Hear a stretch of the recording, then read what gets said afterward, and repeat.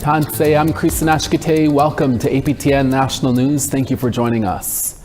Ontario's Special Investigations Unit has wrapped up its report into the death of a First Nations man who was fatally shot by an OPP officer in Kenora 1 year ago. The incident happened at Anishinaabe Park and resulted in the death of 57-year-old Bruce Frog, a member of Wawakapewin First Nation who was living in Kenora at the time. The SIU says they interviewed police and civilian witnesses and examined video footage that captured the incident. SIU says an employee of the park first contacted police at noon to report a male had poured gas or oil on himself and was pushing a cart of wood and containers of flammable liquid.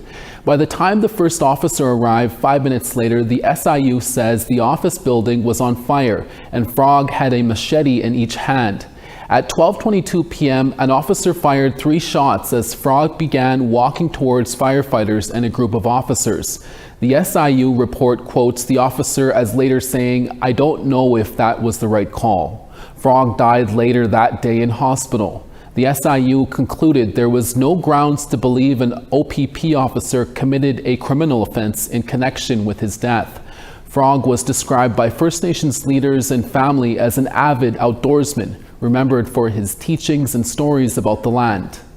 Anishinaabe Nation, which represents 49 First Nations in Northern Ontario, says it rejects the findings of the report, clearing police in the shooting death of Bruce Frog in Kenora. Among the issues raised by Non-Grand Chief Alvin Fiddler is a lack of analysis in the report on Frog's state of mind at the time and how his mental state could have led to his actions, or how officers are trained to respond to a person in emotional crisis. In his statement, Fiddler says, "We believe the SIU's investigation has raised more questions than answers, and that this process is severely flawed. We are working closely with the family and community to explore other avenues for justice." Now to a follow-up to a story we broke last week. Last Thursday, Nahani Fontaine, Manitoba's Minister for Gender Equality, organized an event for Indigenous women graduating high school and post-secondary institutions. Fontaine, who is also the Minister for Accessibility, has since received criticism for comments she made about the American Sign Language interpreter who shared the stage with other speakers for the event. Soon after Fontaine's speech and in front of reporters and cameras, Fontaine told her ministry aide the ASL interpreter was distracting and shouldn't be on stage. Here's what Minister Fontaine said last week and the reaction it has since caused. It was okay, I was thrown off, it wasn't great, but because the woman, she shouldn't have been on the stage. I couldn't see anybody on the stage, and all I could see her was her... Yeah, so I'm like, why did I on the stage? I'm like, you need to realize. Deaf Manitobans have since demanded the provincial government commit to improving accessibility measures at events. Recent college graduate Deborah Osher and her daughter Stephanie Jeb were at the ceremony.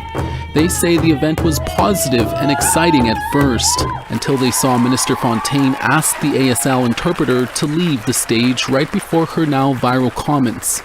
They say those comments hurt even more because they had to organize for an interpreter to even be present at the event, after repeatedly asking the government to hire one and receiving no response.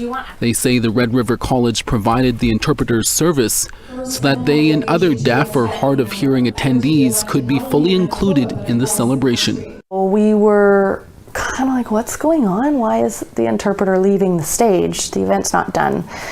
And then the interpreter told us that she had been told, demanded was the word that was used, to step down from the stage.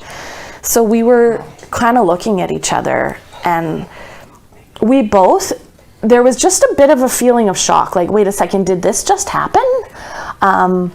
We never experienced someone doing that like in the middle of an event, right? Like just walking up to them on the stage and making them move. Like I've never seen that before. And Deborah's saying it was so strange. There's this moment of you're feeling inspired. We talked about empowerment, and then boom, all of a sudden the feeling shifts. And we will have more on their story and the family's call for justice in our evening newscasts with Dennis Ward a little later today. A popular beach sign in Ontario was recently changed just before Canada Day to reflect a change in ownership, and it has already gained a lot of reaction. This red sign at the end of South Bruce Peninsula's Main Street was changed from Sable Beach to Saugeen Beach. The change comes after decades of a long and drawn-out land claim dispute and a court ruling that found the beach belongs to Saugeen First Nation. Last December, the Ontario Court of Appeal upheld a 2023 court ruling that 2.2 kilometers of the beach had been improperly surveyed in 1855 and formed part of Saugeen's reserve. In a press release, the mayor of South Bruce Peninsula said he was disappointed that the town wasn't notified about the sign change.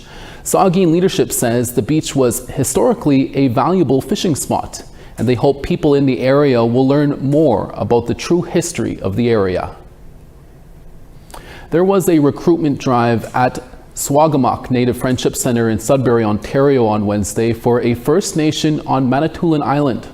The event was for Chaging First Nation, which is hiring 20 new social services positions.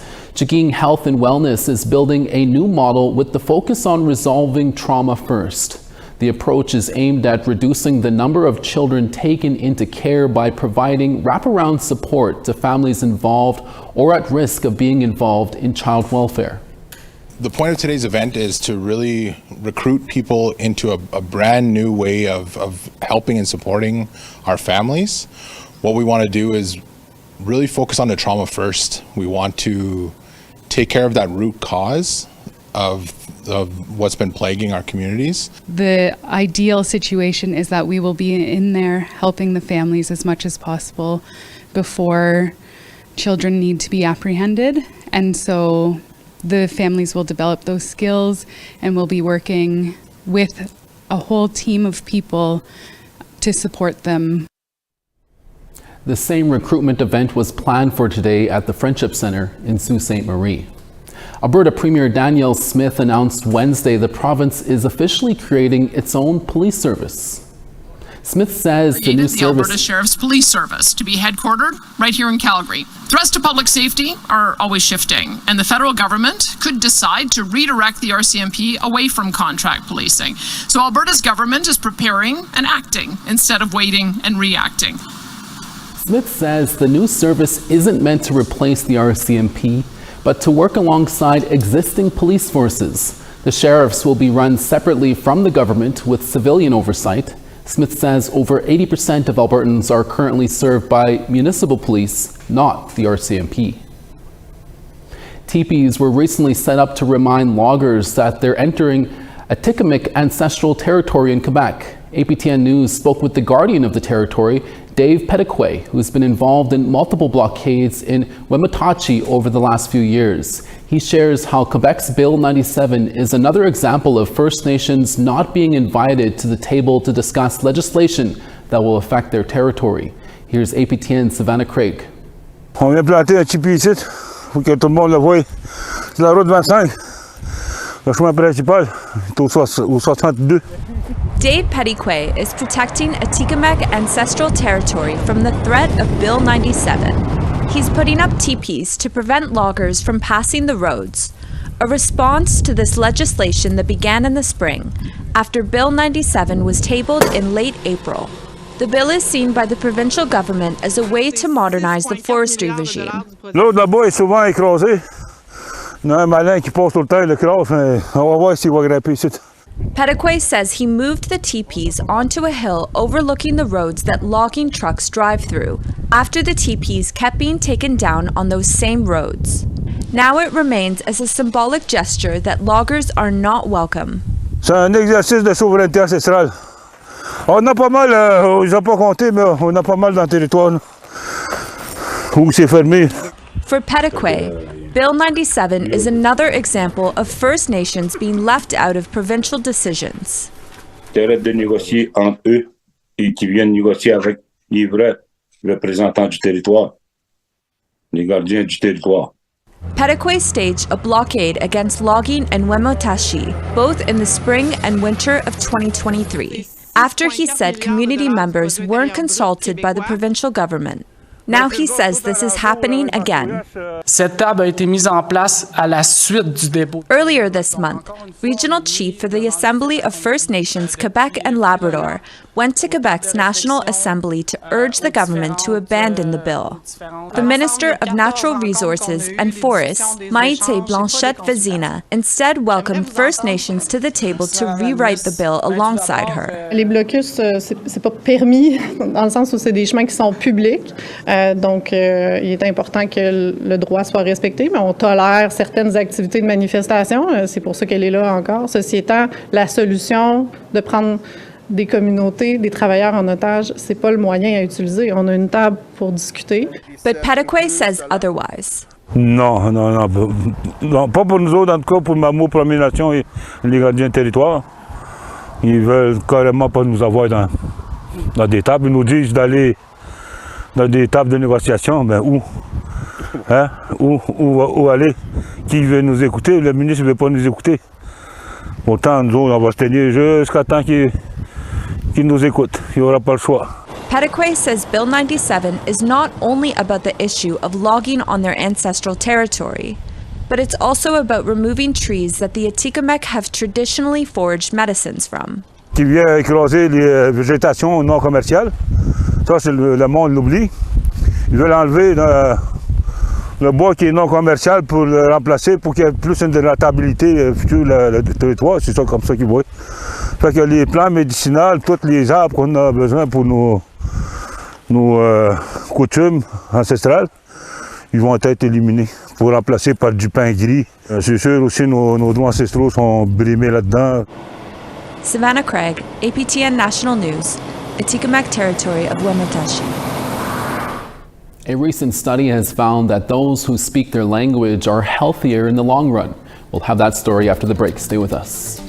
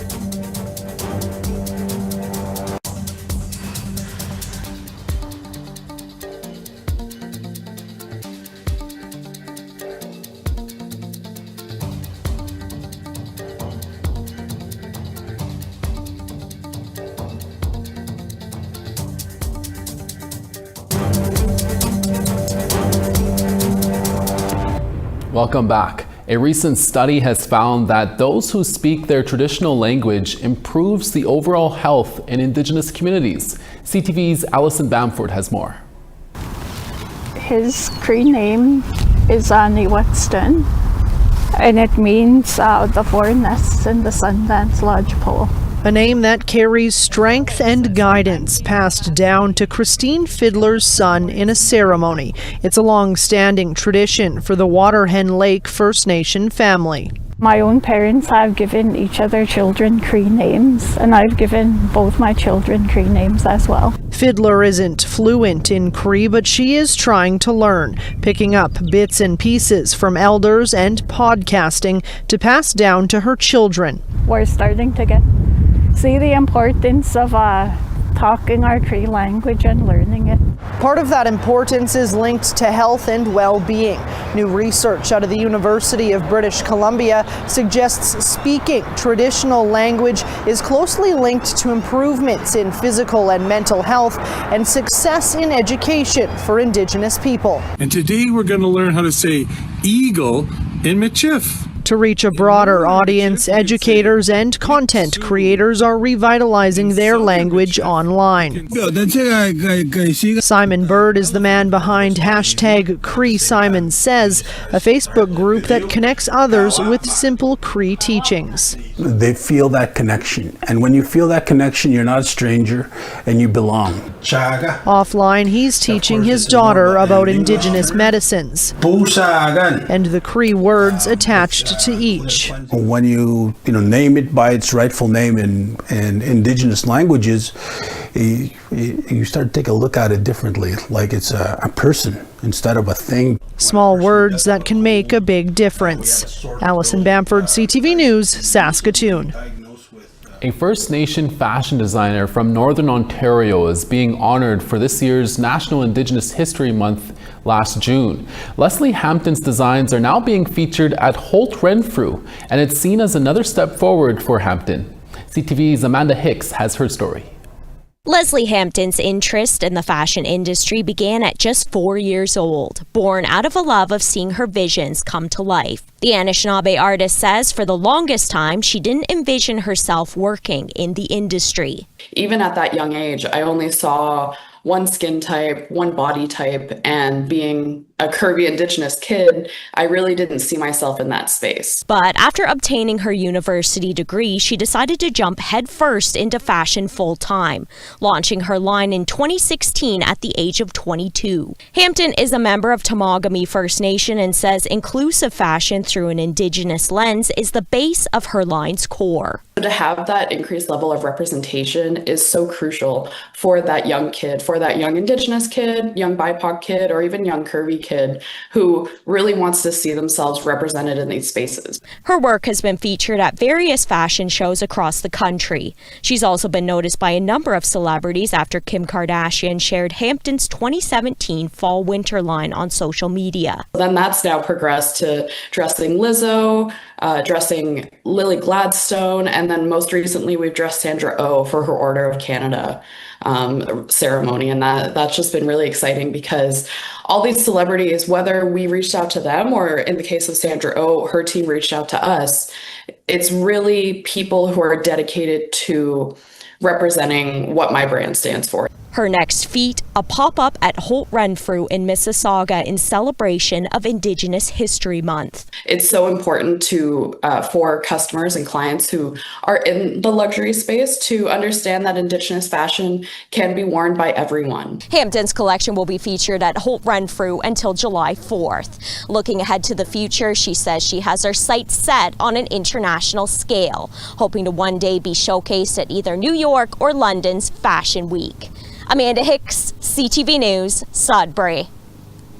We now want to tell you about this week's new web poll question. Over on our website, we ask, do you think Canadian honors from the Crown should be refused by those advocating for Indigenous rights? This is regarding the story we did on the Montreal homelessness advocate who refused a coronation medal from King Charles. Your answers are yes, no, or unsure. Go to our website at aptnnews.ca/polls to cast your ballot. We have more news after the break. Stay with us.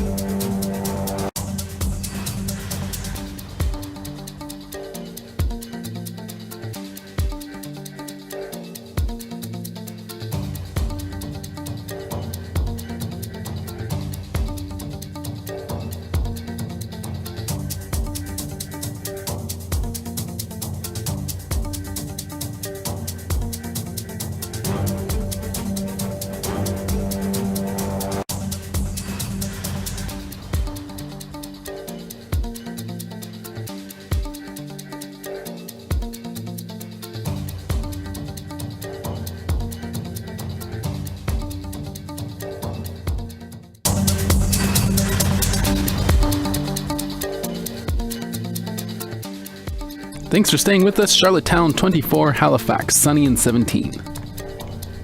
Happy Valley Goose Bay 20, Cartwright 13. 18 in St. Jovite in rain, Quebec City 22. 19 in Ottawa and sun, Sarnia 28 in sun. Sudbury 19 in sun, Elliott Lake 19 there. 14 in Churchill and rain, Thompson 21. 24 in Winnipeg and sun, Dauphin 23. 23 in Yorkton, North Battleford 22. 19 in Buffalo Narrows, Meadow Lake 21. 25 in Grand Prairie, 24 in Fort McMurray. 31 in Medicine Hat and sunny, Red Deer 25 and partly cloudy. 34 in Kamloops, Campbell River 27 and sun. Partly cloudy in Fort Nelson at 25, Dees Lake rain and 19. 21 in Watson Lake, Beaver Creek 18 and rain. 22 in Yellowknife, Wrigley 23. Palatuk 14, Tuktoyaktuk 16. 16 in Chesterfield, Whale Cove 17. And Clyde River 5, Aglulik 7. After several months of planning, sketching, and finally painting, Indigenous students at a Northern Ontario high school have completed a mural, which they hope will inspire generations of students to come. The mural is one of many art projects overseen by local woodland-style artist Lucia LaForde. APTN's Mike McDonald reports. It took a lot of work and several layers of paint, but what was once a simple white wall at St. Mary's College has been transformed into a vibrant display of color and culture. Woodland-style artist Lucia LaForde says each day of work on the mural began with some type of cultural activity. There's about 16 students throughout the whole entire project, and first we just started with ideas. We talked about woodland art, we talked about teachings, we drummed together, we smudged every time we met, and we just talked about the story that they wanted to tell. And after weeks of discussion and concept drawings, the group decided on a design. We finally came up with one final idea that really centered around the 7 grandfather teachings, their care for the environment. They wanted to talk about the themes of, loss, resilience, all the things that Indigenous students face. LaForde says the mural is not just a celebration of culture, it's a legacy. We're talking about how Indigenous students need to find pride in themselves. They need to understand that they have the capability of doing really hard things. And something that's in our blood as Anishinaabe is art and sharing stories. And one beautiful way to do that is through woodland-style art. And so the whole purpose of this mural was to, create a community where we're learning and growing and teaching each other. I'm not just teaching them, they're teaching me. And to be able to tell the story that's not just going to be here for them, but for the future generations of Indigenous and non-Indigenous students that are at the school. LaForde is working on other mural projects involving public institutions, including Ontario Lottery and Gaming, Service Canada, and the local Social Services Building. Mike McDonald, APTN National News, Sault Ste. Marie. In Australia, it's World Female Ranger Week, and they are honoring the deadly Indigenous Rangers. They include a Malgana woman who works 700 kilometers north of Borlow, Perth, caring for their country at Gathagudu Shark Bay in Western Australia. Our friends at National Indigenous Television brings us this report. Malgana woman Nelisha Oakley has been working as a ranger for 2 years. Her office is the World Heritage listed Gathagudu Shark Bay in Western Australia. If you look around, like the landscapes, the colours, there's nowhere else in the world like Shark Bay. Her work includes using cameras to monitor the local wildlife. We do lots of fauna and flora, eradication of feral animals. I do lots of camera monitoring and data, lots of fencing, and I also get to jump on board with the ERP, which is the Ecological Restoration Program over at Dirk Island. But her biggest passion in this vast land is people. Favourite parts of my job is working with different people from different walks of life. The wildlife that I get to see and the country out here I get to show all the other guys that haven't been here. Nelisha says she applied to work as a ranger because she wanted to be out on country more. I feel it's good for your soul, and I also feel it's up to us young guys to step up and do what our elders once did. I think the elders who have passed or who no longer have the ability to come out in country because they are quite elderly, they would be very, very proud of not just myself, but my cousins that work in the office as well. It was once upon a time them doing what we're doing. Nalisha says changes to the way country is managed have opened the door to more work opportunities. Obviously in the past years there wasn't as many opportunities, but with the whole joint management that's now in place, it's the perfect opportunity for any Mulgana person to put their hand up and come out in country and help us. Working for the good of the land and water. Dan Rennie, NITV News. Beautiful beaches. And that's your daytime newscast for this Thursday. Dennis Ward is back for your evening newscast in a few hours, including an all-new segment of Truth in Politics. Hi, miigwech mesicho kwana. Thank you for watching, and we'll see you again same time, same place tomorrow. Ekse.